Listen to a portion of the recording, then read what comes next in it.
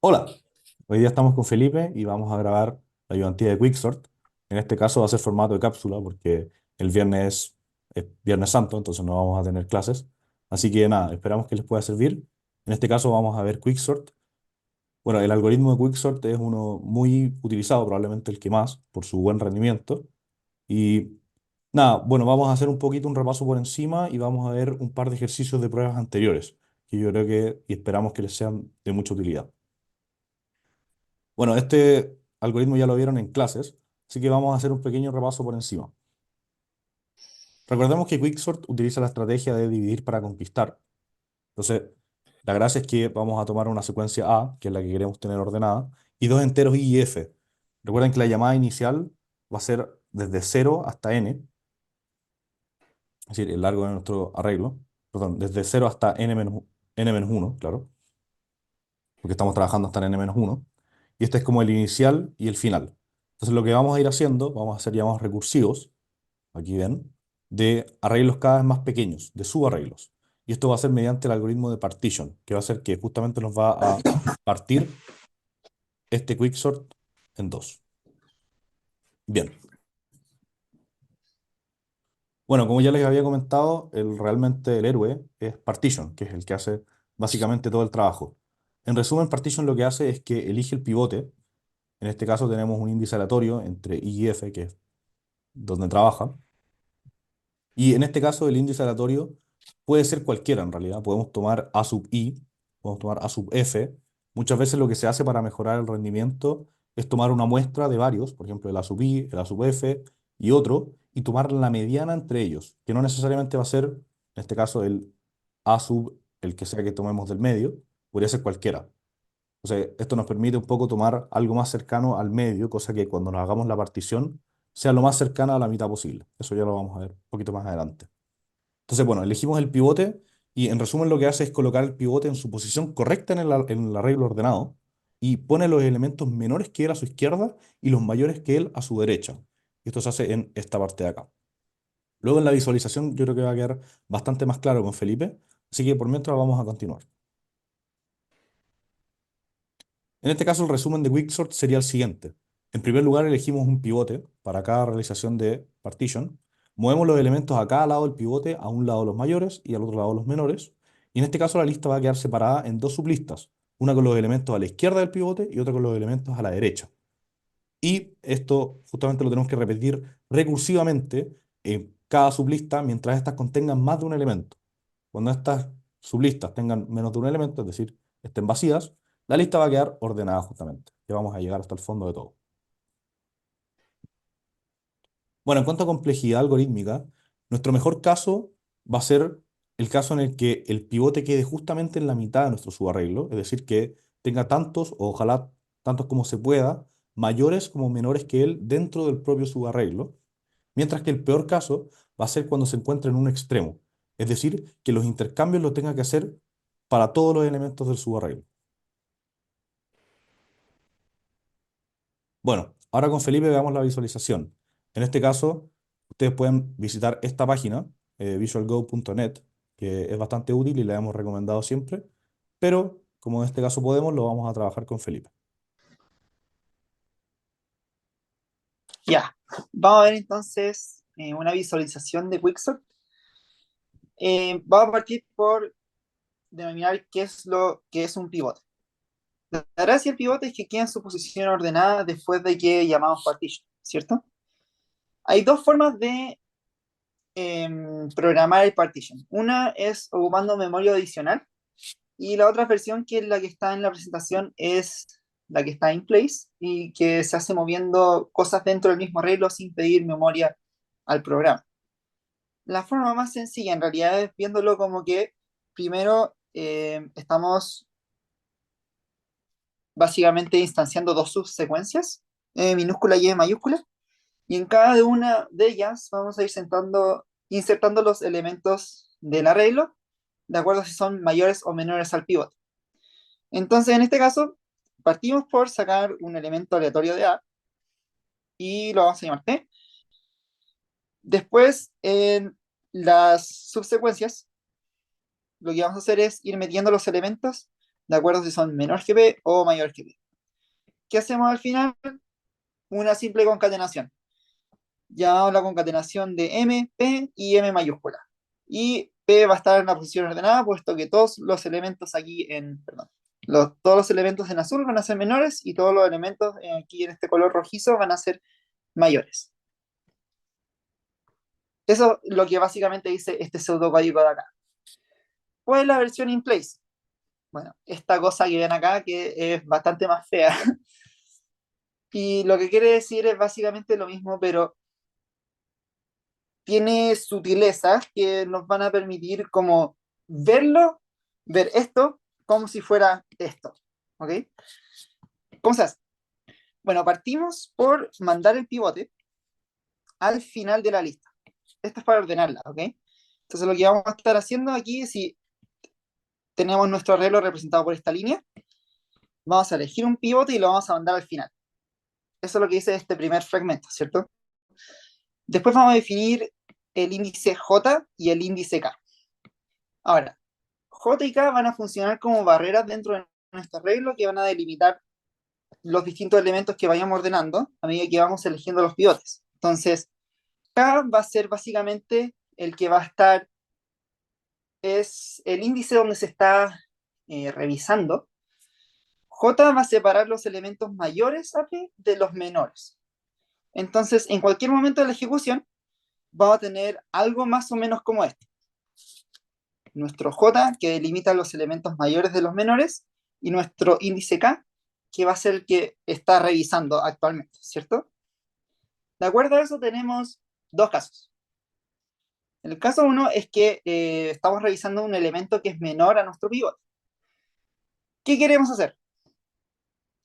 Vemos que este elemento acá, que está revisando actualmente acá, está de color celeste, es decir, es menor, y queremos mandarlo a este segmento de acá, donde están los elementos menores, ¿cierto? ¿Qué hacemos? Vamos a hacer un intercambio de J y K, como dice acá, ¿ok?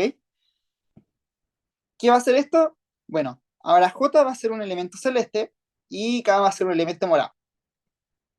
Todo bien hasta acá, excepto que en nuestro caso base, K tiene que estar ahora revisando un elemento nuevo y el índice J de hecho corresponde a un elemento mayor a. ¿Qué hacemos entonces? Bueno, simplemente movemos cada uno a la derecha y ese es el motivo por el que hacemos J igual a J más 1. Y haciendo esto vamos a volver a nuestro arreglo ordenado, ¿cierto? ¿Cuál es el segundo caso? Estamos revisando un elemento que es mayor o igual a. Em, ¿Qué hacemos? Queremos llevar, ahora no queremos llevar de hecho ningún elemento hacia atrás, porque este ya está bien posicionado. Entonces simplemente seguimos avanzando con K, movemos el índice a la derecha para revisar el siguiente elemento de la regla. Al final, K va a estar moviéndose cada vez más y más cerca del pivote, y cuando lleguemos al pivote, eh, vamos a tener que mover el pivote de vuelta a su posición ordenada, que va a ser justamente J. Entonces hacemos un simple intercambio y lo que retorna entonces es esta lista con los elementos con solamente el pivote ordenado, los elementos mayores a la derecha y los menores a la izquierda. Y también devolvemos el índice J, donde se sitúa ese pivote en la lista final. Para que les quede ilustrados también hice aquí una caricatura. Entonces, el caso lo pueden imaginar como esta gente que va revisando como las celdas del arreglo, les pregunta si es mayor, perdón, les pregunta si es menor a P, y si dicen que sí, básicamente los tira hacia atrás, y en el caso que no, simplemente lo ignora y va hacia el siguiente. Eso, vamos a volver ahora con Andrés para ver los ejercicios. Bueno, una vez hemos visto la visualización, podemos continuar. Recuerden que cuando se metan a ver este link, probablemente la versión que haya de Quicksort sea distinta a la vista en clases. Entonces tengan mucho ojo en eso, pero en realidad va a ser bastante similar. Así que, bueno, eso. Bueno, como extra, creemos que sería bueno que ejercitemos un poco, más que nada para entender bien el algoritmo, tema de complejidades y al mismo tiempo ver unas versiones modificadas, que es generalmente lo que ocurre en las pruebas. Bueno, el primer ejercicio, bueno, desde una interrogación anterior, aquí pueden ver. Entonces, supongamos que al ejecutar Quicksort sobre un arreglo particular, la subrutina partition hace siempre el mayor número posible de intercambios. ¿Cuánto tiempo toma Quicksort en este caso? ¿Y qué fracción del mayor número posible de intercambios se harían en el mejor caso? Bueno, tenemos que recordar básicamente nuestro algoritmo de partition y tenemos que notar las siguientes cosas. Queremos hacer la mayor cantidad de intercambios.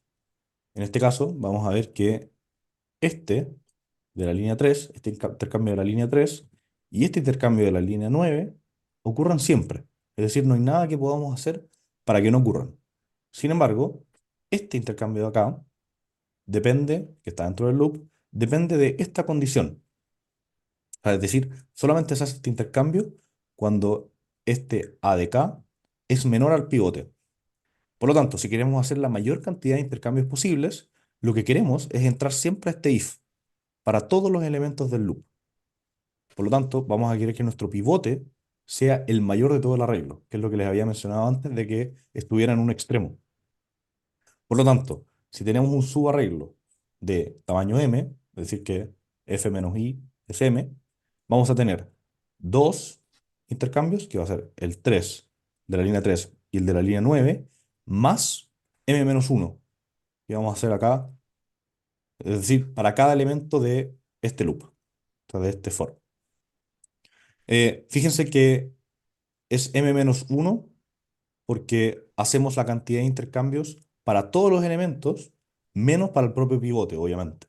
Que el pivote no es menor que sí mismo. Entonces, si tenemos un subarreglo de tamaño m, se hacen 2, línea 3 y línea 9, más para todos menos el propio pivote. Y esto sumando nos queda m más 1 intercambios. Así nos van a quedar, esta separación, nos van a quedar subarreglos de largo 0, que van a ser los que son mayores que el pivote, o sea, es decir, ninguno porque el pivote es el mayor, y m menos 1, que son los que son menores al pivote. Entonces, fíjense que los que son menores al pivote, que son m menos 1 más el propio pivote, nos devuelven de nuevo ese subarreglo de tamaño m. Así que bueno, en realidad, cuando tengamos un arreglo de tamaño n, nuestra estructura va a quedar la siguiente en la cantidad de intercambios. Va a quedar, fíjense así, n más n menos 1 más n menos 2 más, así sucesivamente hasta llegar al final, 1. Esto recordemos por la fórmula de Gauss, que es n por n más 1 medios, y si desarrollamos esto, nos va a quedar un término cuadrático. Y esto en notación asintótica, recordemos que es O de n cuadrado. Por lo tanto, en este peor caso que ya habíamos mencionado anteriormente, vamos a tener una complejidad de O de n cuadrado.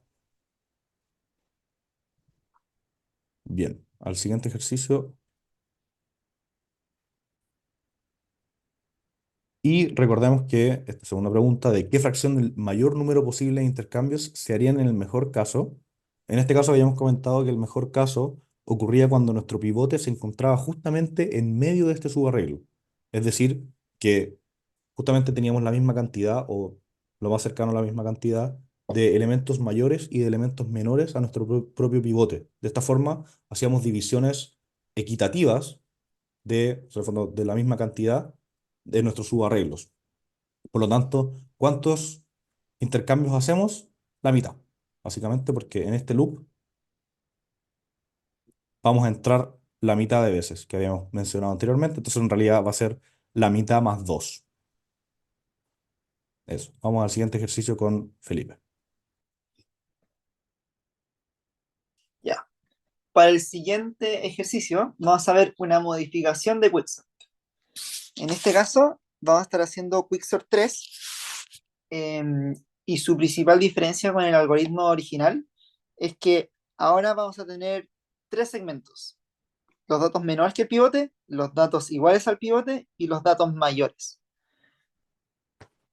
Tenemos que partir por definir partition, como siempre, porque hace básicamente toda la pega del Quicksort. ¿Cómo armaríamos este partition? Al igual que con el partition original, hay dos formas. Una es utilizando memoria adicional y la otra es in place. Vamos a ver las dos, ¿ok? Ahora, ¿cómo se haría en el caso con memoria? Vamos a instanciar tres secuencias. Vamos a llamar M minúscula, P y M mayúscula. Y vamos a ir recorriendo los elementos del arreglo. De acuerdo al elemento que nos toque, lo vamos a mandar a cada una de estas tres sublistas, ¿cierto? Donde en la M minúscula van los menores, en el P van los elementos iguales y en la M mayúscula los elementos mayores. Al igual que en el quicksort normal o en el partition normal, el pivote es aleatorio. ¿Qué vamos a hacer al final? Simplemente concatenar todos estos elementos juntos. Entonces, los elementos mayores a P, seguidos de P, seguido de los elementos iguales a P, seguidos de M. Así de simple. ¿Qué modificaciones tendríamos que hacer al algoritmo original de partition? Solamente dos. Entonces, ustedes lo que hacen en la prueba es básicamente decir, voy a ocupar partition normal, pero voy a hacer estas modificaciones y las nombres. En particular, aquí vamos a tener una secuencia vacía más, que es nuestro P, y aquí vamos a tener un caso más en que X es igual a P. Y en tal caso, vamos a insertar en el arreglo P, ¿cierto? Y lo que vamos a retornar aquí va a ser la concatenación de todas estas cosas. No es necesario insertar PNM al tiro, podemos hacerlo todo junto en concatenación. Entonces vamos a decir concatenar, básicamente, los menores a P, el pivote, los iguales a P y los mayores a P. Y ahí estaría resuelto el ejercicio. Pero como es importante también tener una noción de cómo funciona el inplace, decidimos que vamos a hacer también el algoritmo inplace, que es un poquito más complejo, pero si lo entienden, pueden asegurarse de que comprendieron por completo Quicksort, ¿ok? Entonces, vamos a empezar el algoritmo igual que la versión normal de Quicksort, o de partition, que es mandando el pivote al final de la red. Pero ahora vamos a tener no solamente dos, sino tres barreras que van a ir delimitando las regiones en que vamos a ir tirando los elementos dependiendo si son mayores, menores o iguales al pivote, ¿ok? Tenemos K, que es el que va a estar recorriendo los elementos, J, que va a separar los elementos mayores de los iguales a P, y vamos a tener a L, que va a estar separando los iguales de los menores. Entonces, en cualquier momento de la ejecución de nuestro algoritmo, nuestro arreglo, o sea, al final de una iteración, nuestro arreglo se debería estar viendo así. Tres regiones, mayores, iguales, menores, cada una delimitada por L, J y K, que va a estar recorriendo los elementos. Ahora vamos a ver tres casos, dependiendo de qué es lo que revisa este K de acá, ¿cierto? El primer caso es que tenemos que el valor que estamos revisando es menor que P. ¿Qué queremos hacer? Este elemento que está en celeste queremos llevarlo a la región celeste. ¿Cómo hacemos eso? Primero, un intercambio entre K y J. Entonces, movemos este celeste hasta donde está este morado. O sea, lo intercambiamos. Ahora, este celeste lo queremos llevar acá. Así que vamos a decir, hagamos un intercambio entre L y J. Ya, perfecto. Ahora el elemento está en la región que corresponde, pero los índices están en posiciones equivocadas, porque, si se acuerdan, aquí queremos que L sea un elemento igual a P y queremos que J sea un elemento mayor que P. Entonces, ¿qué tendríamos que hacer? Básicamente correrlos uno a la derecha y K que siga recorriendo, ¿cierto? Entonces, vamos a hacer exactamente eso y con eso vamos a obtener de vuelta nuestro caso que queremos observar después de la iteración. Vamos al caso 2. Vamos a estar revisando un elemento que es igual al pivote. ¿Qué queremos hacer entonces? Este elemento que está en verde, queremos llevarlo a la región verde. ¿Cómo hacemos eso? Solamente un intercambio de AK con AJ, un intercambio de A con J, o sea, de K con J, y Bien, ahora solamente nos falta arreglar ese índice. Entonces lo movemos a la derecha. Notar que L ya está bien puesto, entonces no tenemos que tocarlo. Corremos J a la derecha y K sigue revisando. Caso 3. El elemento que estamos mirando es mayor al pivote. Entonces tenemos este elemento que está en morado y fíjense que todas las regiones están bien ordenadas. Y estos dos índices también están bien. Entonces, ignoramos y seguimos revisando el siguiente. Igual que el caso 2 del quicksort normal. Al final, K se va a estar moviendo cada vez más y más cerca de P, hasta que esté junto a P, y tengamos todas estas regiones separadas, ¿cierto? ¿Qué falta? Mover el pivote a donde corresponde. Y vamos a tener básicamente esto. Elementos menores a P, elementos iguales a P y elementos mayores a P. ¿Cuál es la gracia de esta modificación de Quicksort? Es que ahora en vez de retornar solamente un pivote ordenado, podemos retornar más de uno. De hecho, puede ser todo un segmento ordenado. ¿Qué tenemos que retornar entonces? Este índice, que justamente son L y J.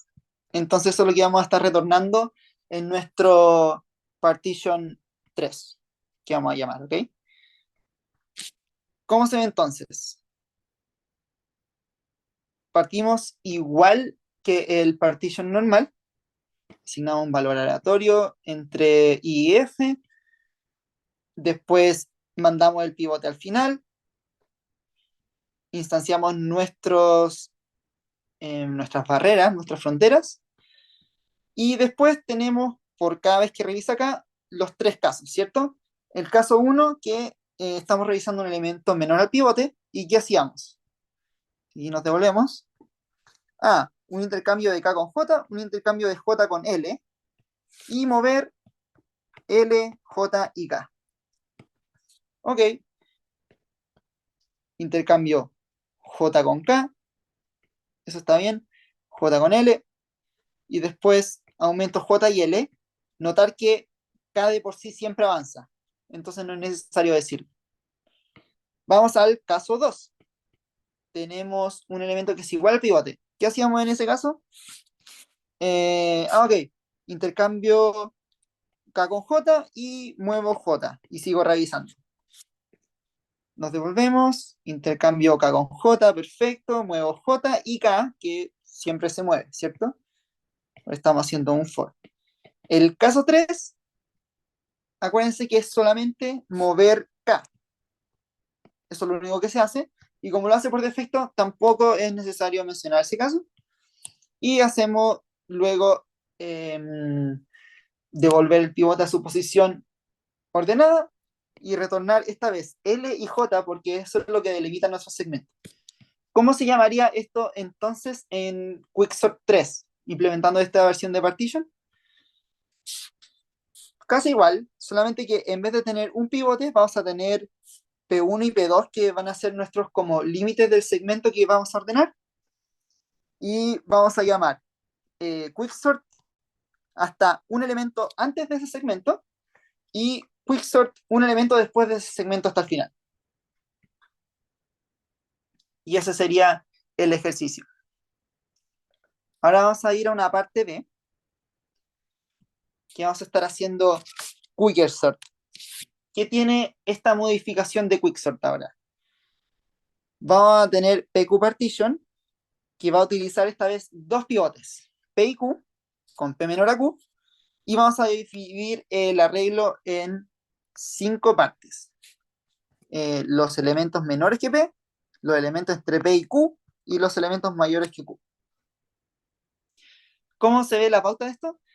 Bueno, claramente aquí tenemos un estilo como el que les mencionaba en la primera parte del ejercicio anterior, que es instanciar listas vacías y ir recorriendo el arreglo y meter los elementos en la lista que corresponda, concatenar todo al final, ¿cierto? ¿Cómo se vería eso visualmente? Aquí el arreglo vamos a llamarlo L, ¿ok? Entonces vamos a tener nuestro arreglo o lista ligada L, da lo mismo. Vamos a sacar dos pivotes, P y Q, vamos a instanciar tres arreglos vacíos, A, B y C, donde en A van a ir todos los elementos que sean menores que el primer pivote, P. En B van a ir todos los elementos que estén entre P y Q. Y en C todos los elementos que sean mayores que Q. ¿Qué vamos a hacer al final? Concatenar todo junto. Entonces, vamos a retornar A concatenado con P, concatenado con B, concatenado con Q, concatenado con C. ¿Y cuál es la gracia? Bueno, P y Q van a estar ordenados. Esto básicamente nos asegura que vamos a estar ordenando dos elementos a la vez. ¿Ok?